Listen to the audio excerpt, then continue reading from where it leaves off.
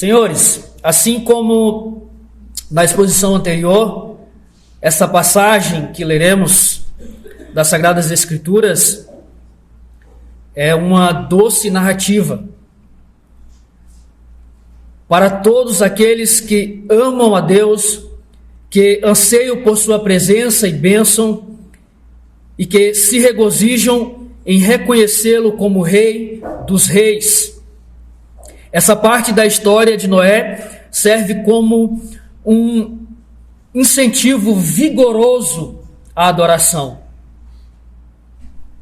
Sinto-me profundamente grato a Deus sempre que me deparo com passagens como essa, que descrevem Deus atuando soberanamente para a sua própria glória e para o bem do seu povo.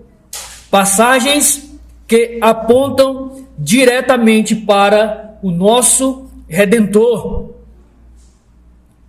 Que você, assim como eu, possa sentir o mesmo, especialmente esta manhã.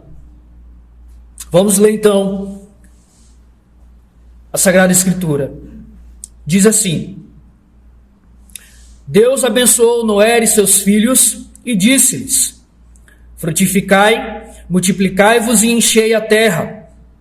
Todo animal da terra, toda ave do céu, tudo que rasteja sobre a terra e todos os peixes do mar terão medo e pavor de vós. São entregues nas vossas mãos. Tudo quanto se move e vive vos servirá de alimento, bem como a planta verde. Eu vos dei tudo. Mas não comereis a carne com sua vida, isto é, com seu sangue. Certamente cobrarei o vosso sangue, o sangue da vossa vida. Eu o cobrarei de todo animal, como também do homem. Sim, cobrarei da mão de cada um a vida do seu próximo. Quem derramar sangue de homem, terá o seu sangue derramado pelo homem, porque Deus fez o homem à sua imagem. Mas frutificai e multiplicai-vos, povoai plenamente a terra e multiplicai-vos nela.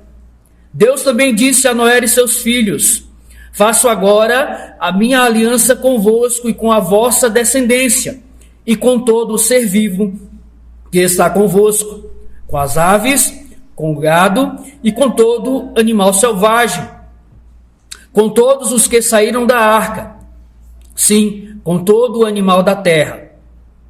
Sim, faço a minha aliança convosco, todas as criaturas nunca mais serão destruídas pelas águas do dilúvio. Nunca mais haverá dilúvio para destruir a terra. E Deus disse: este é o sinal da aliança que firmo entre mim e vós, e com todo ser vivo que está convosco por gerações perpétuas. Coloquei o meu arco nas nuvens.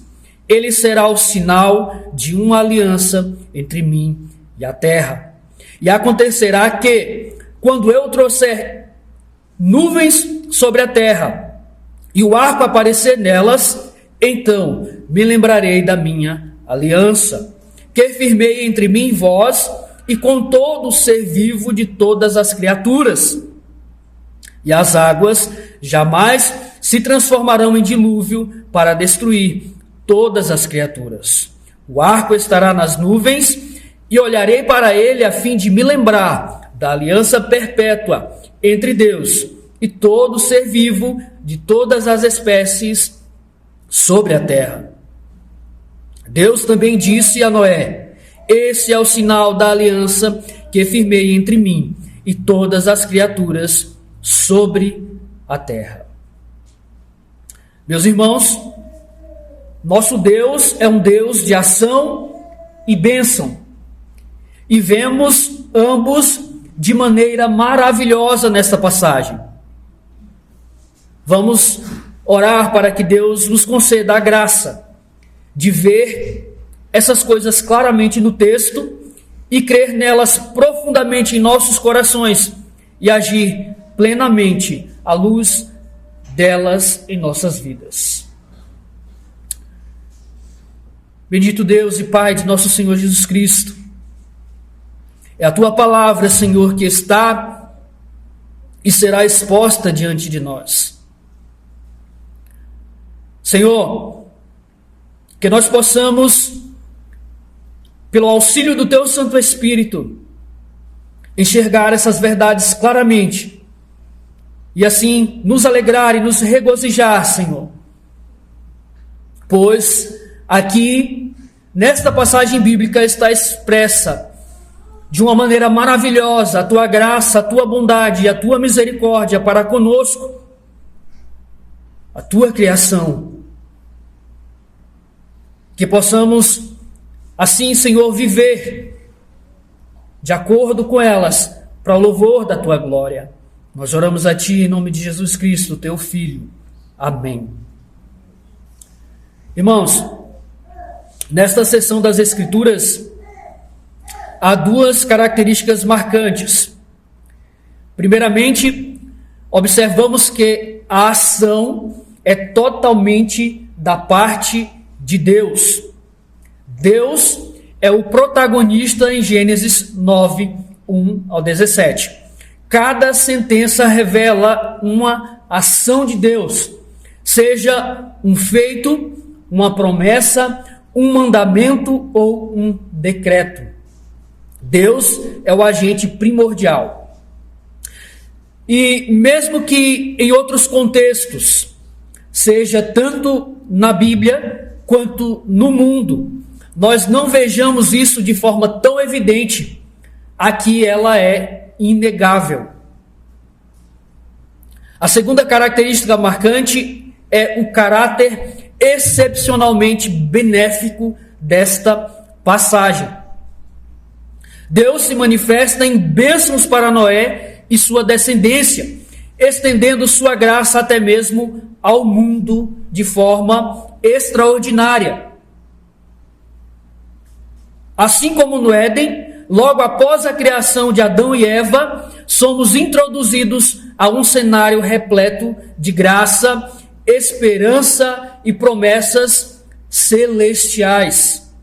O que nós vemos aqui, senhores, é que a salvação começa uma nova criação.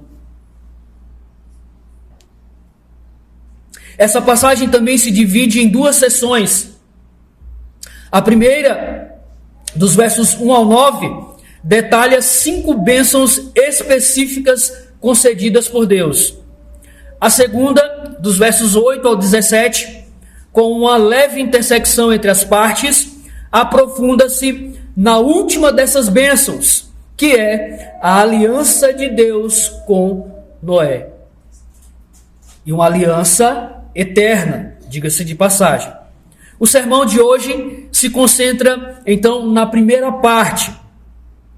Na próxima exposição, se assim for da vontade do Senhor, explorarei a segunda parte, inserindo a mesma no contexto mais amplo das alianças bíblicas.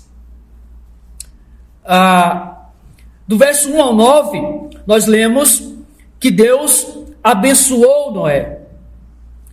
Irmãos, ter alguém tão satisfeito conosco, que emprega as melhores maneiras de nos abençoar, certamente é uma experiência agradável.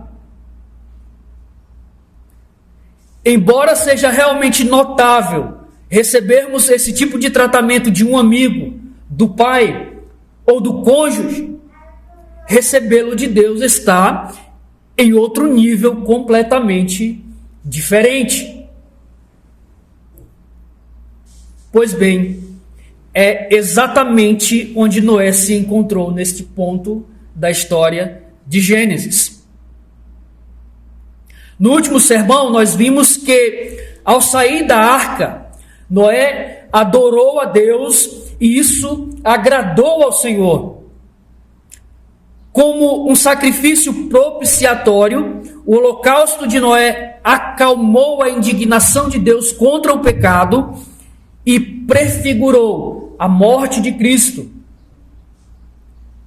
Vimos também que, em seu prazer, Deus resolve nunca mais destruir a terra por meio de um dilúvio e determinou abençoar Noé. E nós descobrimos isso nas primeiras palavras do capítulo 9, que nós acabamos de ler. Verso 1. E Deus abençoou Noé e seus filhos. Talvez você se lembre de algo mais do sermão da exposição passada. Nele, eu mencionei que as maiores palavras que você pode ouvir em sua angústia são: Deus se lembrou de você. E as maiores palavras que você pode ouvir em sua adoração são que elas são um aroma agradável a Deus. E aqui nós descobrimos que as maiores palavras que você pode ouvir em sua obediência fiel são: Deus abençoou você. Mas que forma a bênção de Deus tomaria, ou como ela se apresentaria? Em nossa passagem nós encontramos 5 bênçãos explícitas. A primeira delas, nós vamos encontrar no verso 1 e também no verso 7. A primeira bênção é a fecundidade. Deus tornou a descendência de Noé frutífera.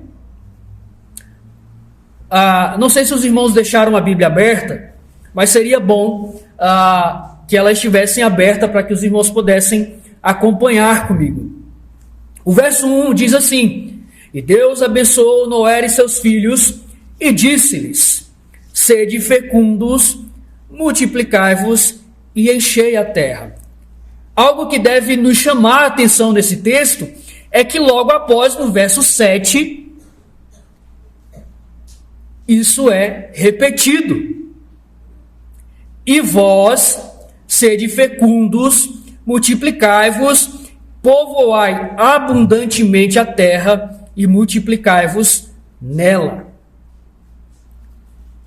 Irmãos, em Gênesis 8:17, Deus ordenou a Noé, ao sair da arca após o dilúvio, o quê?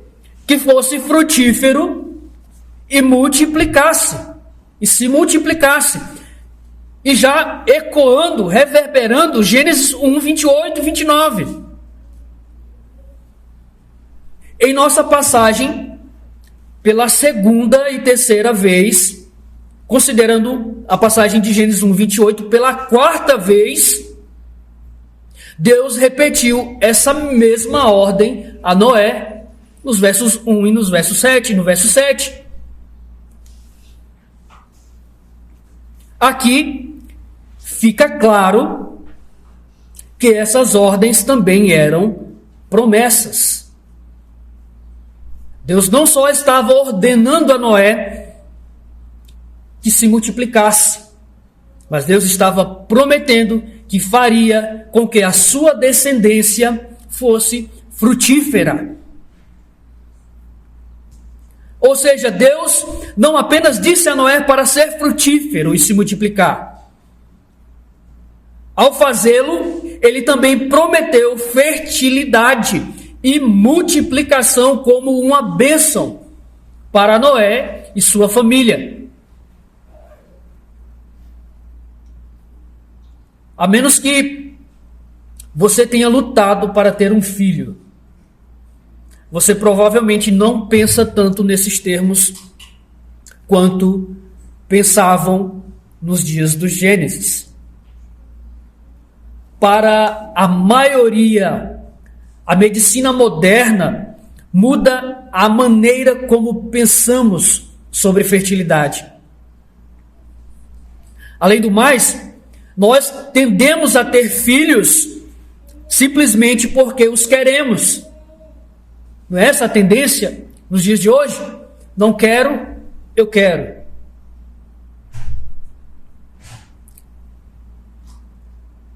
Simplesmente porque queremos ou não. Não porque precisamos deles.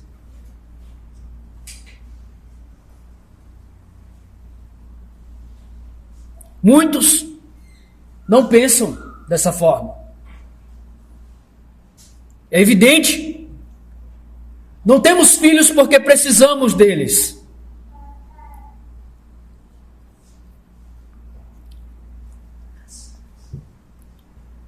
Nos tempos antigos, meus irmãos, no entanto, as coisas eram bem diferentes.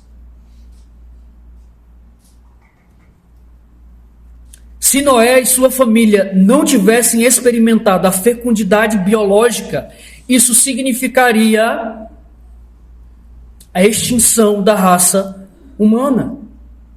Isso significaria o fim da raça humana. Claro que nenhum de nós sente esse fardo nos dias de hoje. Além disso, quando sua responsabilidade é construir uma civilização a partir de um mundo completamente incivilizado e suprir suas necessidades exclusivamente trabalhando o solo, você precisa de muita ajuda. Ou seja, você precisa de muitos filhos, de muitos descendentes. Novamente, não conheço ninguém que tenha sentido esse tipo de pressão para ter filhos, que precisasse de filhos dessa forma. Sejamos sinceros, nós não precisamos de filhos. Se olharmos por essa ótica. Meu ponto é este: dados os comandos de Deus para Noé, e dado como seria a vida de Noé, para Noé, daquele ponto em diante, ter muitos descendentes era absolutamente necessário. Assim, a promessa de Deus de torná-los frutíferos foi realmente uma bênção, que, como disse, ecoou a promessa de Deus para Adão e Eva quando eles estavam na mesma posição de Noé e sua família. A posição de que a propagação, o crescimento, o povoamento da terra dependia exclusivamente de que eles fossem frutíferos. A mensagem para nós hoje é que as bênçãos de Deus para nós são sempre o que é melhor para nós agora. Não para outras pessoas ou para nós em algum outro momento de nossas vidas. Precisamos amar os bons presentes que Deus nos dá e não aqueles que nós gostaríamos que Ele tivesse nos dado.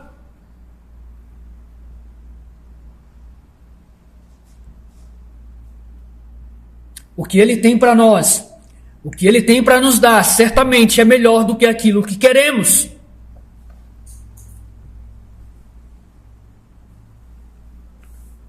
Quantas e quantas vezes você já parou para pensar que se Deus tivesse respondido a tua oração exatamente da forma como você estava pedindo, seria uma desgraça para você. Mas Deus, misericordiosamente, Ele entrega sempre o que é melhor para nós. Uma segunda bênção foi o temor sobre os animais. Verso 2. E Deus colocou o temor sobre os animais, e o medo e o terror de vós estarão sobre todos os animais da terra e sobre todas as aves do céu. E tudo o que se arrasta sobre a terra, e todos os peixes do mar, nas vossas mãos serão entregues. Esta, junta com as próximas três, são bênçãos interessantes. Cada uma foi uma bênção para Noé, mas cada uma também estava ligada à queda, seja de maneiras maiores ou menores. Neste caso, Deus, instalando o medo da humanidade nos animais, foi uma bênção, porque esse medo impediria os animais de comer Noé, sua família e os seus descendentes. E isso sempre é uma coisa boa. E porque tornaria mais fácil usar os animais para cultivar a terra.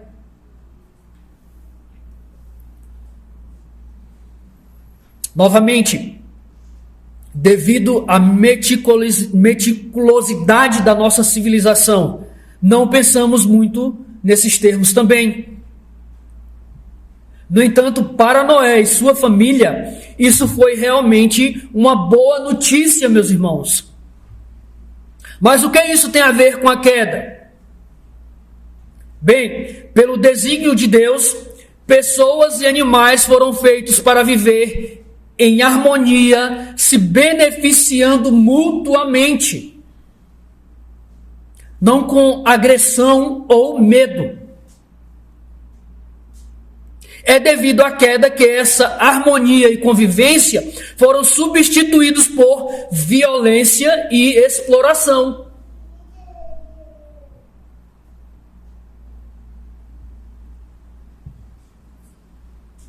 É isso. É, portanto, devido à queda que a humanidade precisa desse tipo de proteção em relação aos animais. Antes da queda, não era necessário. Havia uma harmonia. E ambos, seres humanos e animais, viviam se beneficiando mutuamente uns dos outros.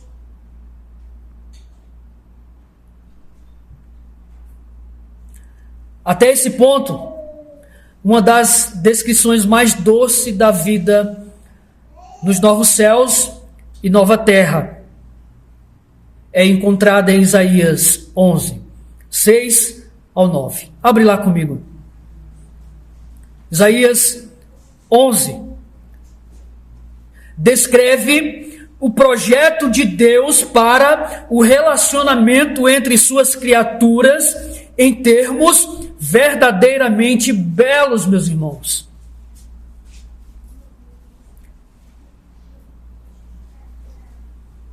Do verso 6 em diante.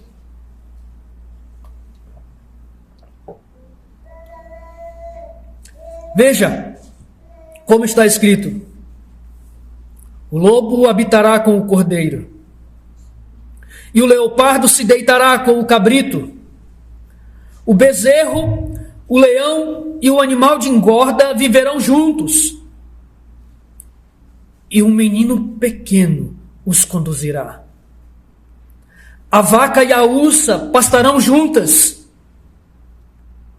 e as suas crias se deitarão juntas, e o leão comerá palha com o boi. A criança de peito brincará sobre a toca da cobra, e a desmamada colocará a mão na cova da víbora. Verso 9. Não se fará mal nem dano algum em todo o meu santo monte, porque a terra se encherá do conhecimento do Senhor, como as águas cobrem o mar. Novamente, que doce imagem é essa dos novos céus e terra, onde o medo não será mais necessário para a contenção, e a bênção de Deus será perfeita e a paz reinará. No meio tempo, no entanto, foi uma bênção gentil e graciosa de Deus proteger e prover para Noé e sua família desta maneira. Graça. Louve a Deus por sua bondade para com seu povo, desde o princípio, e assim será eternamente. Uma terceira bênção foi a adição de carne como alimento. Versos 3 e 4. Diz assim: tudo quanto se move e vive vos servirá de alimento, bem como a planta verde. Eu vos dei tudo. Mas não comereis a carne com sua vida, isto é, com seu sangue. Irmãos, em Gênesis 1, 29, parte do texto que foi lido na liturgia, Deus deu somente plantas para o homem como alimento. Aqui ele acrescenta então a carne dos animais. Descobrimos mais tarde que isso não incluía certos animais. Nada de bacon ainda. E vejam, meus irmãos, o bacon, isso foi um presente. Na verdade, foi um presente tão maravilhoso que Noé, ou qualquer um de nós antes de Cristo, entenderia. Muitos até hoje ainda não entenderam. Esse presente, diante da sua restrição a animais impuros, seria uma sombra que aponta para o Evangelho. É isso mesmo, o bacon, a bênção do bacon aponta para o Evangelho. Porque ele era restrito como um animal impuro. Considere isso agora à luz da experiência de Pedro em Atos 11. Abre lá comigo. Atos 11. A partir do verso 5. Enquanto os irmãos abrem, eu aproveito para tomar água.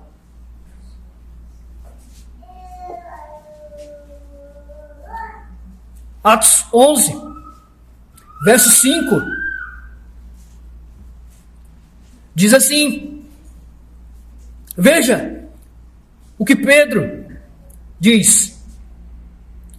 Eu estava orando na cidade de Jope e em êxtase tive uma visão. Algo como um grande lençol descendo, sendo baixado do céu pelas quatro pontas, e aproximou-se de mim.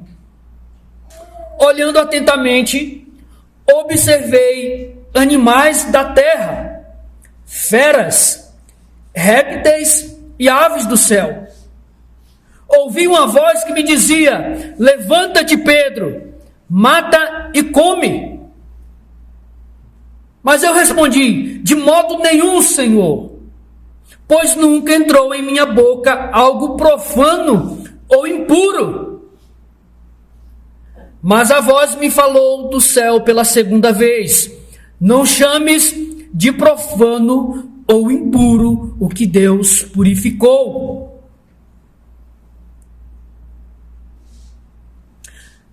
Senhores, a distinção do Antigo Testamento entre puro e impuro existia em parte para nos ajudar a entender o Evangelho. Jesus Cristo morreu para reconciliar todas as coisas com Deus, para tornar todas as coisas limpas. Deus deu plantas à humanidade para alimento na criação, plantas e animais limpos para alimento, como uma bênção para Noé e sua descendência, e então todos os animais, inclusive o bacon, para nós em Cristo Jesus.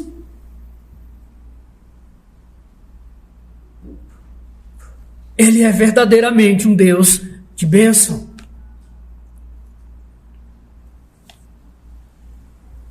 Mais uma vez, porém, esta é uma bênção baseada no porvir. Como o ponto anterior destaca, é provável que nós não comamos carne no céu, que retornaremos à nossa dieta do jardim. E então, esta também é uma bênção temporária, apontando para a salvação em Cristo Jesus. até que a plenitude da nossa salvação viesse e fosse manifestada a nós.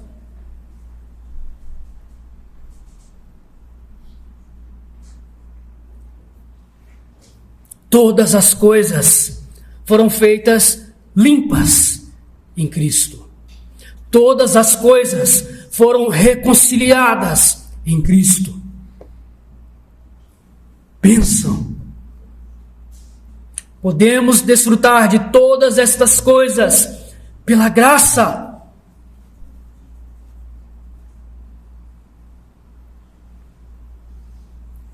Uma quarta bênção foi que Deus o abençoou, dando uma compreensão clara de justiça e proteção.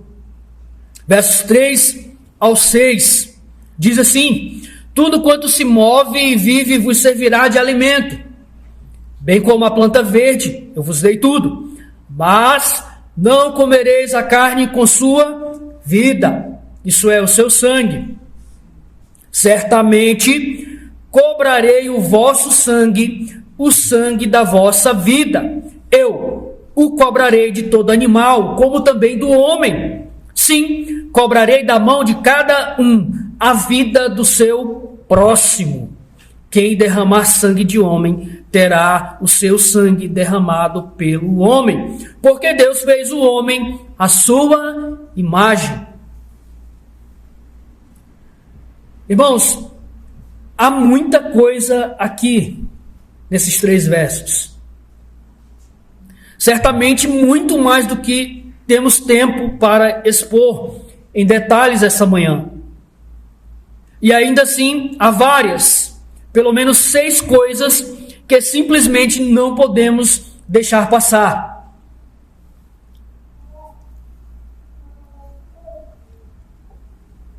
Primeiro, o domínio da humanidade sobre os animais não era ilimitado. Como mencionei há um minuto, apenas animais limpos era para alimentação. Aqui nós vemos outro par de limites. O animal deve ser encontrado vivo. Não podemos comer nenhum animal encontrado morto.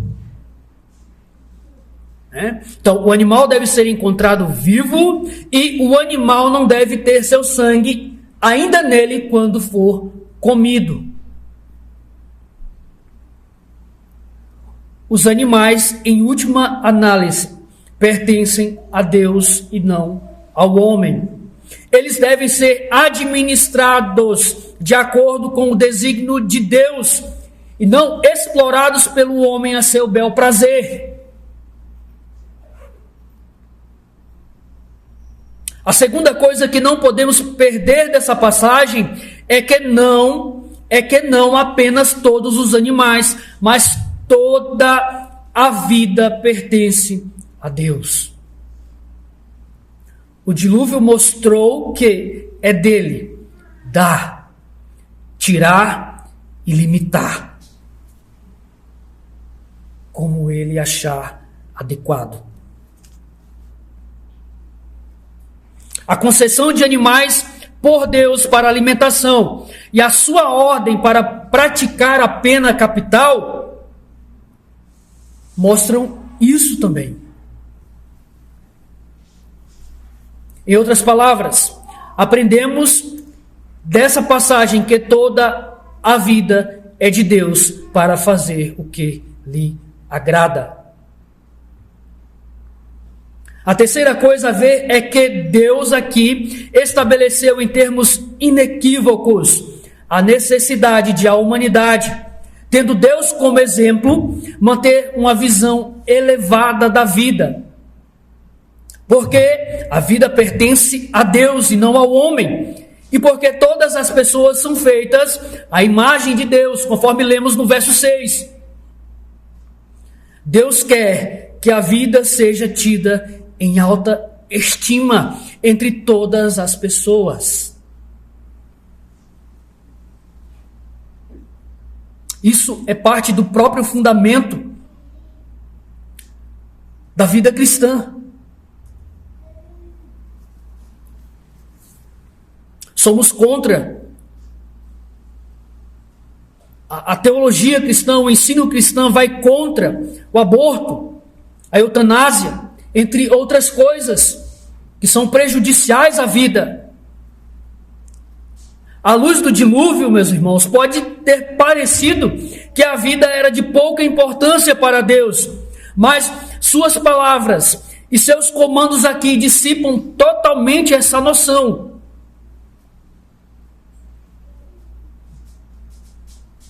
Em quarto lugar, nesta passagem nós encontramos a forma de justiça que seria levada a Noé, a Israel e até mesmo a nova aliança.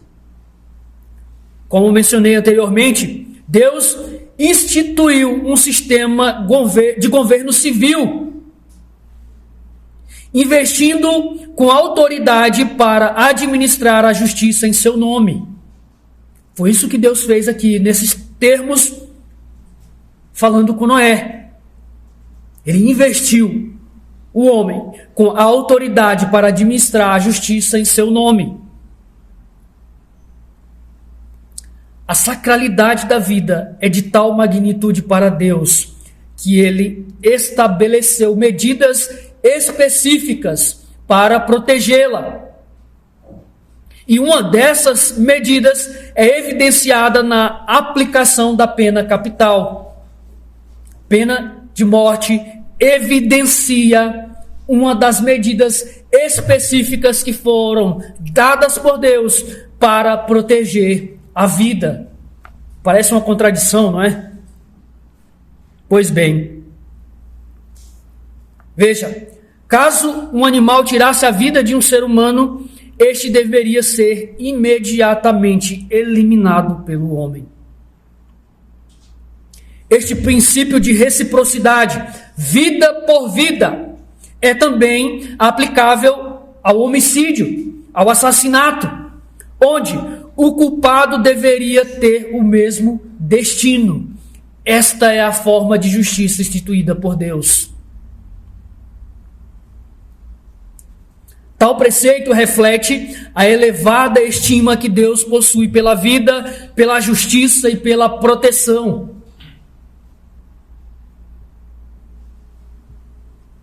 Quinto, esta passagem nos ajuda a ver a santidade de Deus. Permita-me esclarecer este ponto fazendo uma pergunta.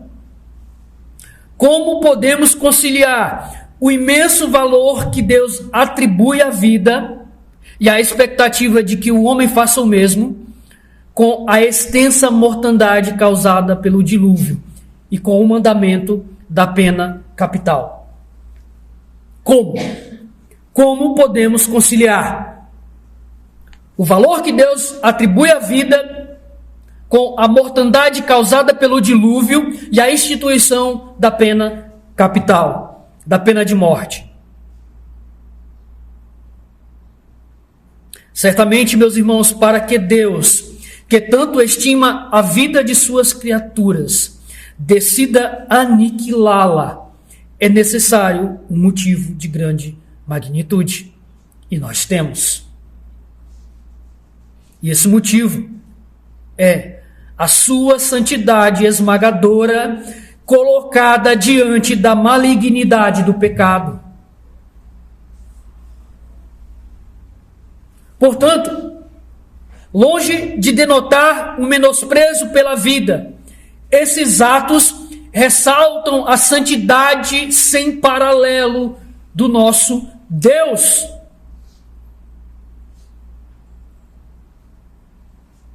Que a graça nos faça ouvir, tremer e buscar refúgio em Deus.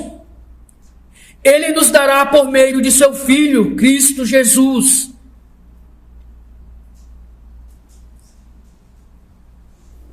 Isso nos conduz ao ponto-chave desses versículos. Esta passagem nos aponta para Jesus, o Filho bendito do Senhor, nosso Deus. Deus, em sua providência, deu ao seu povo uma compreensão do sangue sacrificial e da redenção que viria.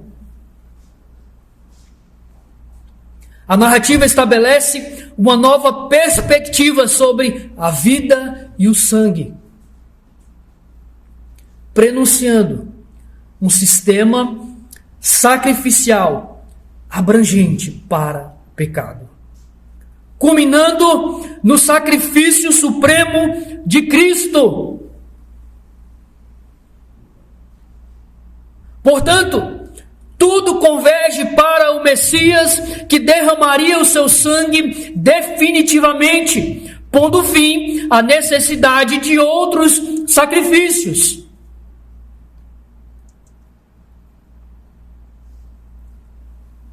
Paulo, em grande parte da carta aos Romanos, discorre sobre como a morte de Cristo, em substituição aos pecadores, estava no coração do plano divino desde o princípio. E aqui vislumbramos as suas raízes, uma sombra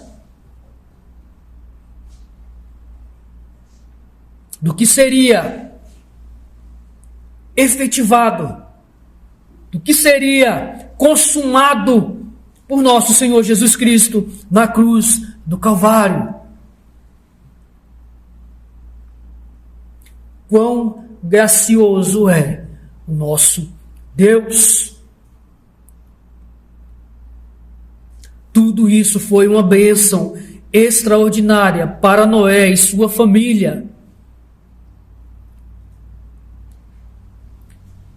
Foi-lhes assegurado que a vida possui um imenso valor para Deus, refletindo a justiça e a santidade de nosso Pai Celestial, além de oferecer proteção contra aqueles que não estimam a vida devidamente ou que não agem retamente,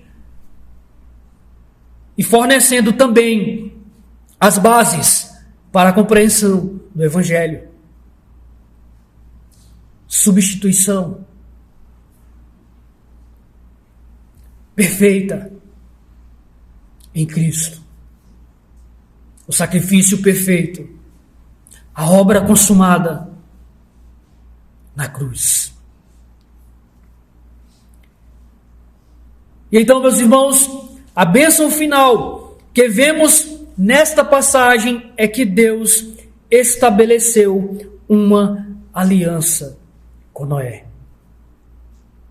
Versos 8 e 9. Então Deus falou a Noé e a seus filhos com ele, dizendo: agora eis que eu mesmo estabeleço a minha aliança convosco e com a vossa descendência depois de vós. Nos termos mais simples possíveis, a aliança de Deus com Noé significava que Deus havia determinado ter um relacionamento contínuo com ele. Falaremos mais sobre isso na próxima exposição, mas aqui quero mencionar o fato de que Deus ter determinado ter um relacionamento com Noé, o cerne da aliança.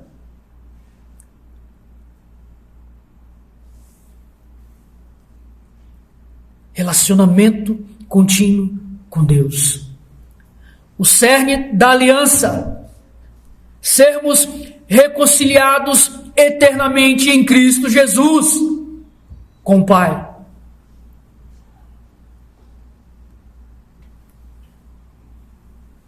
O cerne da aliança foi uma bênção extraordinariamente graciosa e gloriosa. Podemos nunca entender quão graciosa e gloriosa ela é para nós.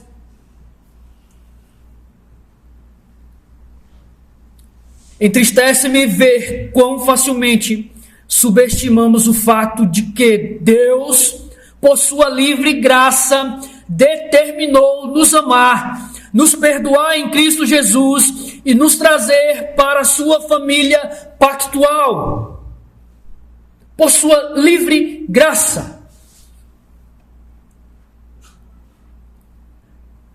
Eu comentava alguns domingos atrás com alguns irmãos que nós tendemos com frequência a acreditar que merecemos estas coisas.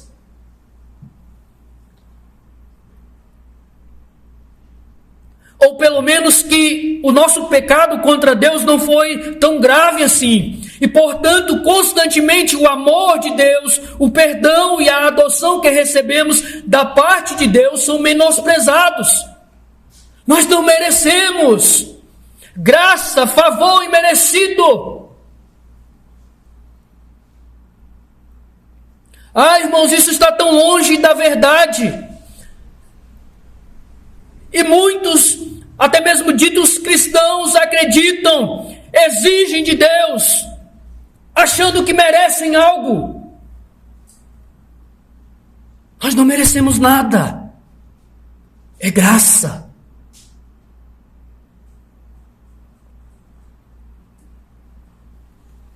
Quer você seja um cristão há muitos anos, ou não tenha certeza se é um agora, por favor, tire um minuto para orar, pedindo a Deus para ajudá-lo a ver quão maravilhoso é que Ele se ofereça a você pela graça, através da fé em Jesus Cristo, o seu Filho bendito, cujo sangue garantiu a nova e eterna aliança entre Deus e o homem.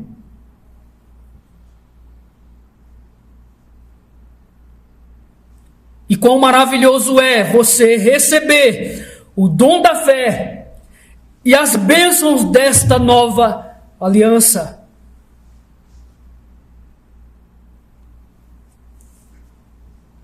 Deus, por sua livre graça, tornou a linhagem de Noé frutífera, impôs o temor sobre os animais, concedeu-lhe carne para comer, acrescentou o bacon para nós, assegurou-lhe a justiça e proteção e fez com ele uma aliança eterna. Imagine-se agora na posição de Noé.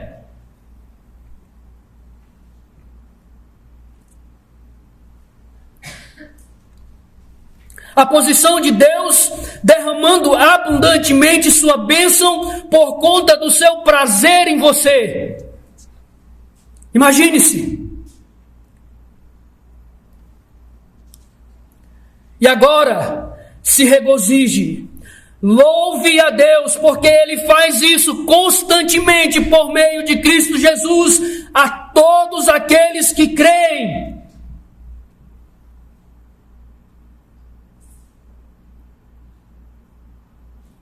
Isso é feito a nós constantemente.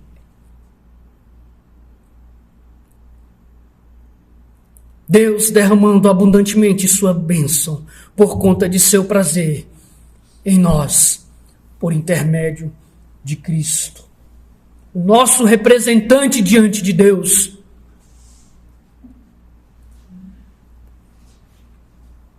E isso nos leva à segunda seção dessa passagem, o estabelecimento da aliança noaica ou noética. Os dois termos estão corretos. Como mencionei algumas semanas atrás, entender a natureza das alianças na Bíblia é absolutamente fundamental para entender as Escrituras. E por essa razão vou passar uma ou duas das próximas exposições, se assim o Senhor nos permitir, explicando as alianças na Bíblia. Essa manhã, então, eu simplesmente quero apontar para este texto e pedir que você tire algum tempo para estudá-lo. Considere a linguagem, o autor, as promessas, as pessoas envolvidas, as condições, as responsabilidades e o sinal estabelecido. E então considere tudo isso à luz de todas as outras alianças que você possa encontrar na Bíblia. Eu estou convicto que ao fazer isso, e à medida que trabalharmos nisso na próxima exposição, você ficará novamente surpreso com a imensidão da graça de Deus. Concluindo com algumas aplicações. Primeiro, a bênção de Deus é a causa do nosso bem. Dele dependemos e a Ele devemos ser gratos. Não devemos esquecer a vantagem e o prazer que temos do trabalho dos animais e da carne que eles nos proporcionam.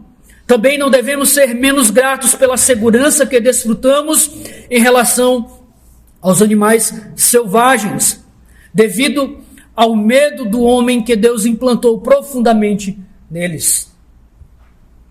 Vemos o cumprimento desta promessa todos os dias, em todos os lugares. E, senhores, a concessão dos animais para alimentação justifica o seu uso, mas não o abuso, seja pela gula e muito menos pela crueldade. Não devemos machucá-los desnecessariamente enquanto vivem, nem mesmo enquanto tiramos as suas vidas para nos alimentar deles. Segunda aplicação, a sacralidade da vida.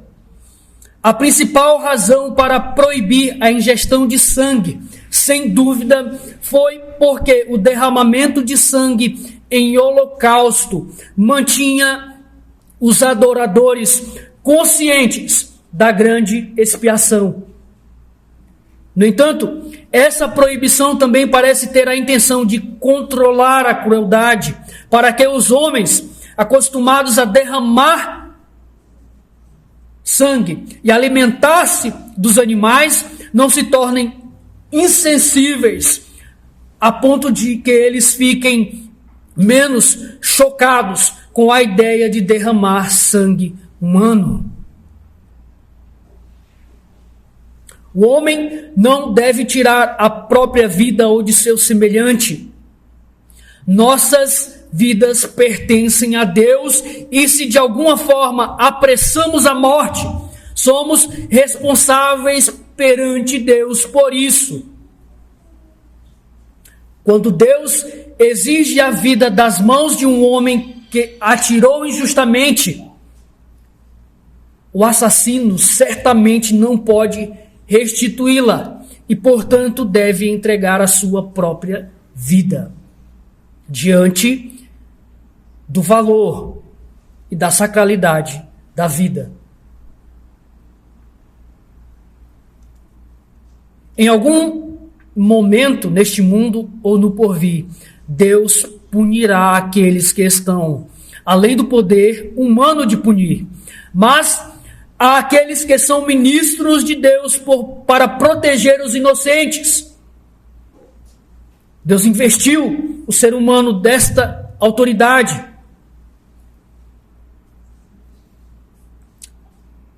Para proteger, sendo um terror para os malfeitores, e eles não devem portar a espada em vão. Romanos 13, verso 4. Biblicamente, o assassinato voluntário sempre deve ser punido com a morte. Por que nós vemos a propagação de tanta violência no nosso meio, no mundo, nos dias de hoje? Porque este é um princípio que é descartado, que é repudiado pelo homem moderno, enquanto que ele foi dado exatamente para proteger a vida. E a esta lei, meus irmãos, há uma razão adicional. Ainda que distorcida pelo pecado, há aspectos da imagem de Deus que ainda estão presentes no homem caído. De modo que aquele que injustamente mata o homem, aquele que injustamente tira a vida do seu próximo, desfigura a imagem de Deus e o desonra.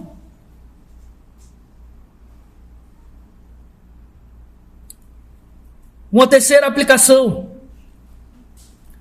a justiça e a misericórdia. Vejam como o mundo antigo foi destruído para ser um monumento da justiça. Este mundo atual permanece como um monumento à misericórdia. No entanto, o pecado que afogou o mundo antigo irá queimar este, que está reservado para o fogo, conforme 2 Pedro 3, versos 6 e 7. E pela água, o mundo daquele tempo foi submerso e destruído. Pela mesma palavra, os céus e a terra que agora existem estão reservados para o fogo, guardados para o dia do juízo e da destruição dos ímpios. O arco aparece quando temos mais motivos para temer. Deus então mostra este selo da promessa, indicando que a chuva, indicando que a nuvem negra, indicando que a noite não prevalecerá. Quanto mais espessa é a nuvem, mais brilhante é o arco-íris. Os irmãos já notaram? Pois bem, da mesma forma, quanto mais ameaçadoras as aflições, mais abundantes são as consolações. O arco é o reflexo dos raios do sol brilhando sobre ou através das nuvens e gotas de chuva.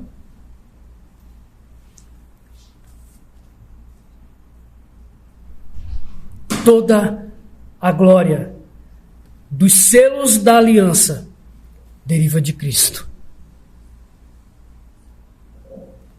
O sol, o arco, sendo evidenciado, brilhando lindamente através das nuvens, aponta para a glória dos selos da aliança que derivam de Cristo.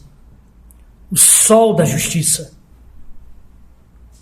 que derramará a sua glória sobre as lágrimas dos seus santos.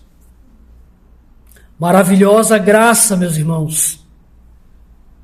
Como veremos na próxima exposição, Deus continua a se relacionar com seu povo por meio da aliança. E é por isso que estamos aqui hoje. Aguardo com expectativa para compartilhar mais um pouco disso com vocês, pois são realmente boas notícias para todos que, a exemplo de Noé, depositam sua confiança no Deus triuno. Para Deus o Pai, o bendito Filho Jesus e o Espírito Santo, seja toda a glória e honra, agora e sempre. Amém e amém. Vamos nos pôr de pé.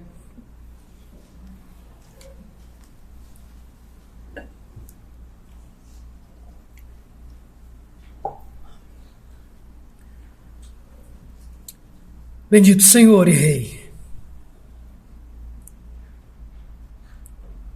que nesta manhã, Senhor, diante do que foi exposto na Tua santa palavra, que os nossos corações possam sair desse recinto regozijando-se alegremente, na tua bondade e graça que tem se mostrado abundante sobre nós. Oh Deus, diante da falta de merecimento, diante da falta de méritos que temos, diante da magnitude, Senhor, daquilo que recebemos de Ti graciosamente, por intermédio de Cristo Jesus, que este dia do Senhor, assim como os demais, seja de profundo regozijo e adoração ao Teu santo nome, reconhecendo que fomos reconciliados contigo gratuitamente em Cristo Jesus, quando merecíamos o inferno, quando merecíamos a morte, Tu nos transportou para o Teu reino da luz, e nos deu vida, e tem nos dado vida em abundância, e tem nos dado a certeza que aquilo que está reservado para nós na eternidade é ainda mais maravilhoso, pois aqui, Senhor, nós desfrutamos de algo incompleto. Mas daqui um pouco mais de tempo desfrutaremos da plenitude da Tua graça e da Tua santa presença. E que isso venha ser motivo, Senhor, de caminharmos peregrinando por esta terra terrível, inundada pelo pecado. Que isso venha ser um motivo de caminharmos nos regozijando alegremente, olhando firmemente para o alvo que é Cristo Jesus, o fundamento da nossa fé, o fundamento da nossa salvação. E que em tudo o Teu nome seja glorificado. Amém.